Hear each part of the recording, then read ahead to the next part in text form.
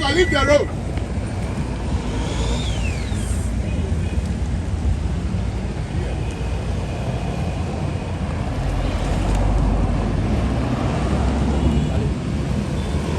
Stay there, okay?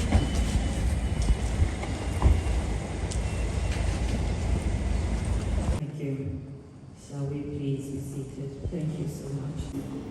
Theme.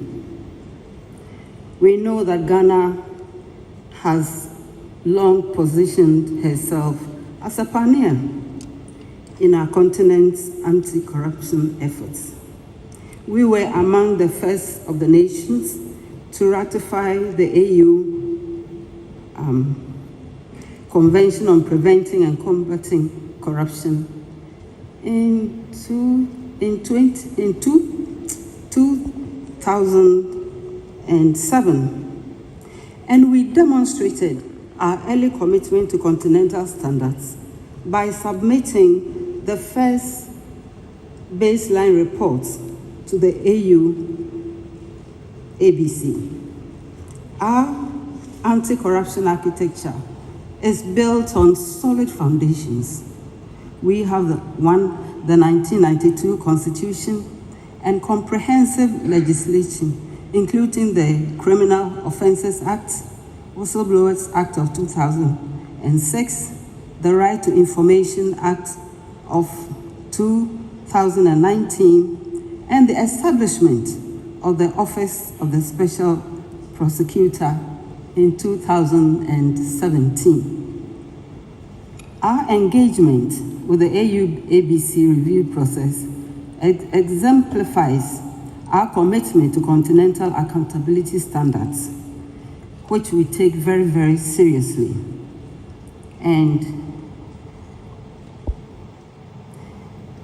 our commitment to this inclusive approach is evident in our support for investigative journalism, civil society advocacy, and the creation of platforms for citizen engagement in anti-corruption efforts. We need to confront the hard truths. However, despite our strong institutional framework, Ghana's performance on key corruption indicators has stagnated and in some cases declined. This is according to the data from the 2024 Corruption Perception Index, the Ibrahim Index of African Governance, and our own 2022 Ghana Statistical Service Corruption Report, which revealed that nearly 5 billion Ghana cedis was lost to bribery alone in 1 year. This cannot be funny.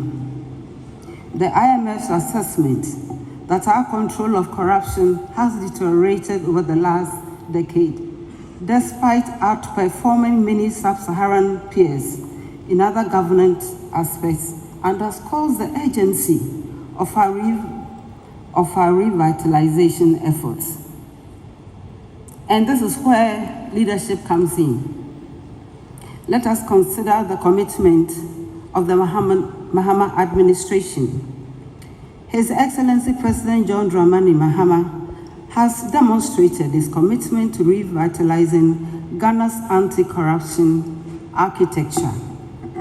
Operation RIC supporting the Attorney General's office in receiving and processing corruption complaints. So what is the path forward?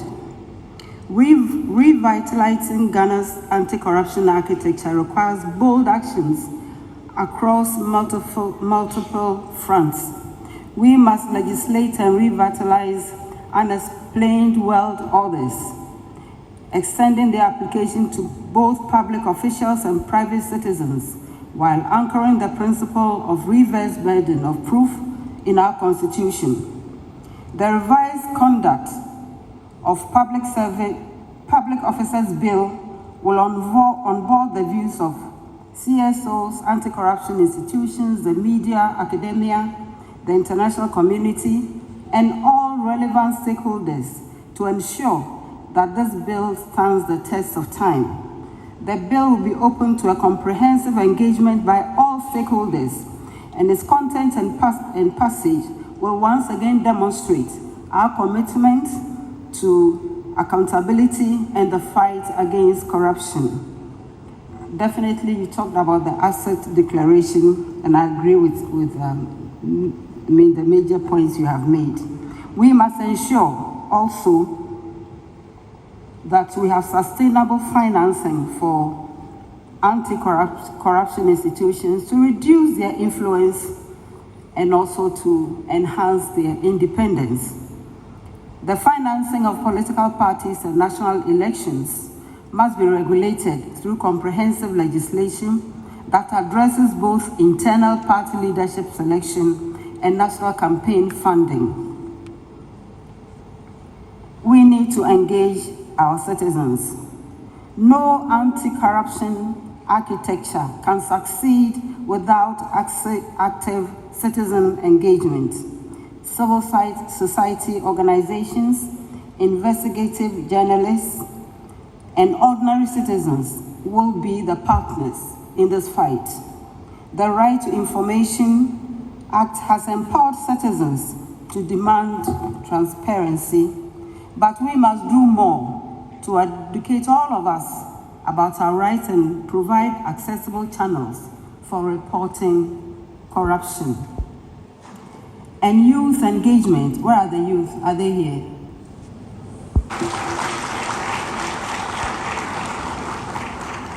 The economic case for fighting corruption has never been clearer, as Africa requires an estimated $2.8 trillion in financing to meet climate adaptation needs. Every dollar lost to corruption represents a missed opportunity. Ghana's economic recovery and long-term prosperity depend on our ability to demonstrate that we are reliable stewards of public resources.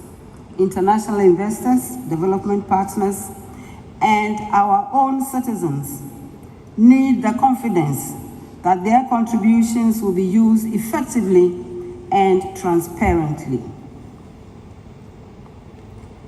So, looking ahead, as we revitalize our anti-corruption architecture, Ghana has the opportunity to reclaim its position as a continental leader in accountability reforms. Our early participation in the AUABC review process, combined with our democratic traditions, vibrant civil society, and institutional foundations, provides a strong platform for this leadership. However, leadership requires not just intentions, but measurable results. Distinguished ladies and gentlemen, allow me to conclude. The theme of revitalizing Africa's anti-corruption architecture acknowledges our achievements and shortcomings. It recognizes that building integrity systems is not a destination, but a continuous journey requiring constant renewal and adaptation. We must remember that corruption is not inevitable.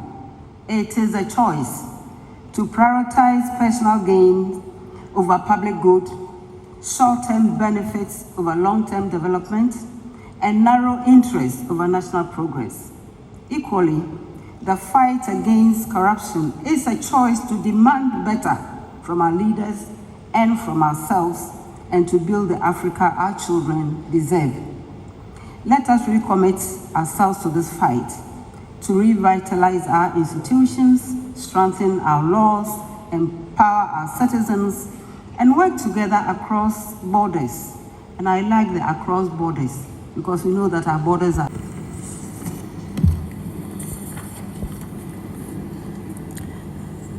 Your Excellency, Professor Naana Jane Ajemang, the Vice President of the Republic of Ghana, Deputy Attorney General, Dr. Shrem Sai, also recognizing the Honorable Dr. Dominic Akuriting Ayine. Please do forgive me, I'm trying to pronounce the names and I'm hoping I'm doing a good job of it.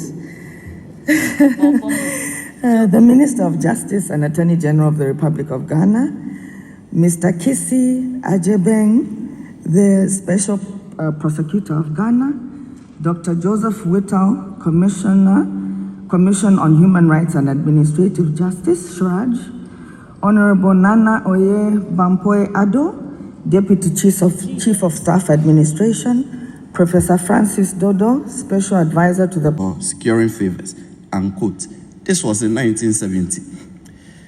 Then the military adventurers also jumped on the train and refrained.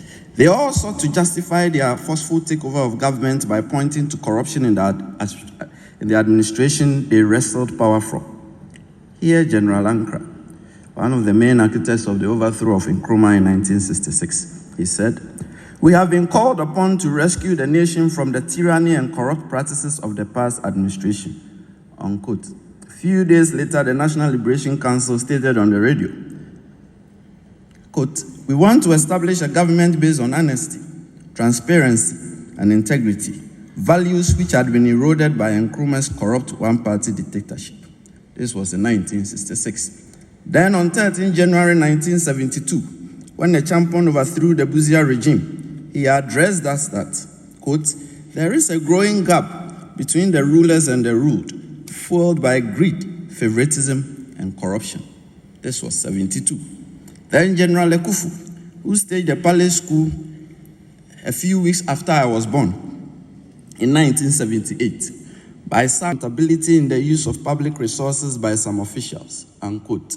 This was in 1978.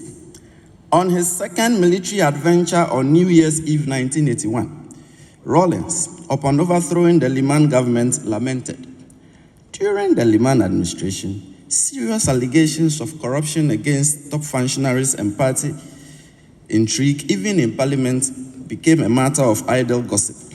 Among the big men, it was even possible to arrive at settlements, sometimes judicially sanctioned, of these affairs.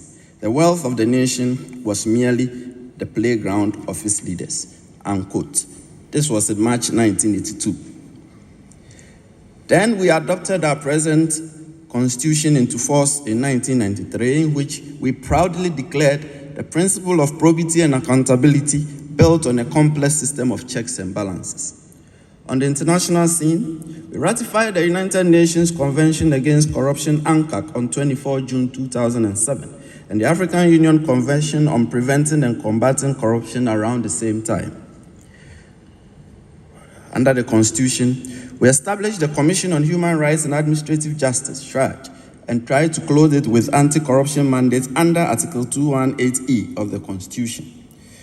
We then created the Serious Fraud Office, which we rechristened the Economic and Organized Crime Office, EOCO, to tackle economic crimes with a sidewind criminal anti-corruption mandate.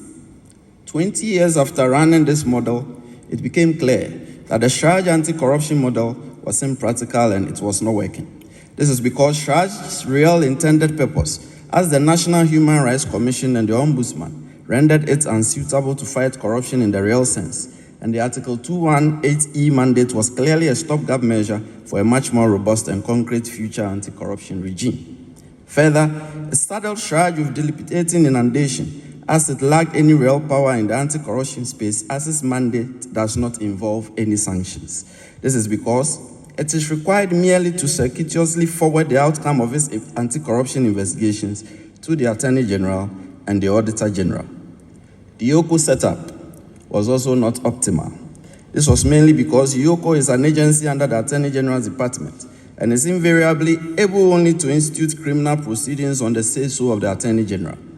This rendered it incapable of tackling corruption, especially regarding political actors and politically exposed persons. The need for an independent institution with an effective and all-encompassing anti-corruption mandate became increasingly pronounced, especially during the institution of the National Anti-Corruption Action Plan, NACAP, in 2014. The underlying philosophy of the NACAP is the recommendation of the establishment of an independent prosecution authority to effectively tackle corruption. The thinking was that the Attorney General, being a member of Cabinet and the chief legal advisor to the government, is not well suited to investigate and prosecute members of a government to which he belonged. There is still immense force in this thinking, Your Excellency.